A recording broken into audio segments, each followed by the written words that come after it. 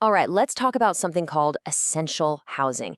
It's a really powerful idea, a housing solution built specifically for the people who are, the absolute backbone of our communities. And hey, it might just be the answer you've been searching for. So let's dive right in. So, does it hit a little too close to home? I mean, you've got a steady job, you're putting in the hours, but it just feels like your rent is swallowing a bigger and bigger chunk of your paycheck every single month, right? If that sounds familiar, you are definitely not alone. And that's exactly what this is all about. Okay, so let's get right to the heart of the problem here. We are in this modern housing squeeze. And what that really means is that it's gotten incredibly hard for millions of us, working professionals, to find a decent home that doesn't just completely drain our bank accounts. And this really shows you the problem perfectly. You've got rent prices just skyrocketing year after year, but on the other hand, our salaries, they're just not growing at the same speed. This creates what's being called a dangerous gap. And it's a real trap, right? You end up earning too much to qualify for government help, but at the same time, too little to actually afford a regular market rate apartment. It's that tough spot right in the middle. So what do you do? I mean, what if there was a way to build a bridge right over that gap? Well, that's exactly where this whole idea of essential housing comes into play. It is a solution designed specifically for this problem. So what is it really? To put it simply, essential housing is quality rental housing that's actually affordable, and it's designed for the people who make our communities run every single day. You know who I'm talking about: our teachers, nurses, firefighters, the folks who work in retail, basically the engine of our local economies.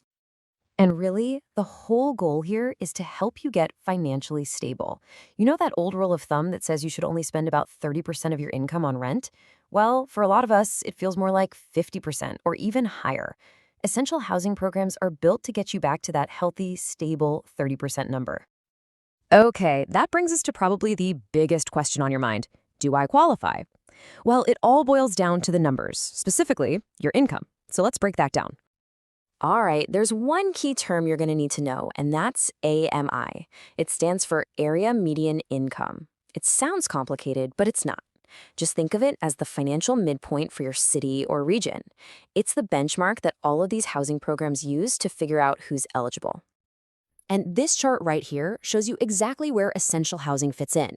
See, it's not for folks at the lowest income levels. They're usually covered by different subsidized housing programs. And it's not for high income earners either. It's aimed squarely at what's often called the missing middle. We're talking about people who generally earn between 60 and 120% of that area median income. But what does that actually mean in, real dollars? Let's look at a couple of examples. For a single person, that might mean you qualify if you're earning somewhere between, say, $40,000 and $70,000 a year. For a family of four, the range could be more like $65,000 to $110,000. Now, and this is super important, remember, these are just examples. The exact numbers really depend on where you live. Okay, so maybe you're listening and thinking, hey, that sounds like me. The good news is the application process is usually pretty straightforward.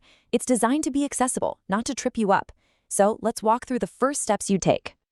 Really, you can break the whole thing down into 3 simple steps. First, you've got to find the programs in your area. Greystar has a big one, for example, but there are definitely others out there. Second, you gather up your documents. And third, you can usually apply for everything right online. Pretty simple.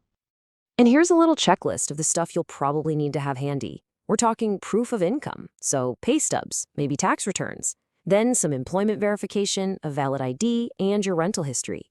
Just having this stuff ready to go beforehand makes the whole process so much smoother. All right, let's move past the paperwork. What's the real impact here? I mean, what does getting into one of these apartments actually mean for your life? Okay, first things first, let's clear up a huge misconception. This is not charity housing, not at all. It's a smart, practical solution for working professionals. The apartments are often brand new, they're high quality. You honestly couldn't tell them apart from the regular market rate apartments next door.